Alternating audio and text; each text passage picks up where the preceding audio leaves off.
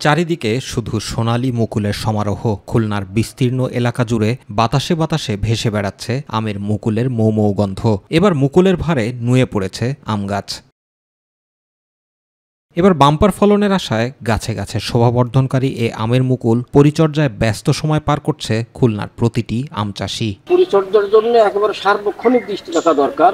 কখন কোনটায় মুকুল আসতেছে, কোনটায় ফল ধরন উপযোগী হয়েছে, বিভিন্ন পর্যবেক্ষণ করার পরেই তাকে কিন্তু ওষুধ দিয়ে স্প্রে করতে হবে। গত বছরের চেয়ে এবারে আমের ভালো ফলনের আশা করছেন বাগান মালিকরা। ঝড় বর্ষা নাহলে তো আম তো ভালোই হয়, যা দেখা যাচ্ছে ভালো। চলতি বছর আম উৎপাদন লক্ষ্যমাত্রা নির্ধারণ করা হয়েছে ৮,০০০ মেট্রিক টন। তবে আম উৎপাদনের লক্ষ্যমাত্রা ছাড়িয়ে যাবে এমনটি প্রত্যাশা কৃষি বিভাগের।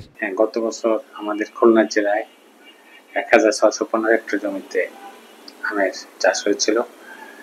উৎপাদন হয়েছিল প্রায় ২২,০৪৬ মেট্রিক টন আম। এবছর যেরকম দেখা যাচ্ছে আমের মুকুল, তাতে আশা করা যায় গত বছরের চেয়ে আমাদের উৎপাদন বেশি হওয়ার সম্ভাবনা রয়েছে। জুবায়ের রহমান, মাই টিভি নিউজ।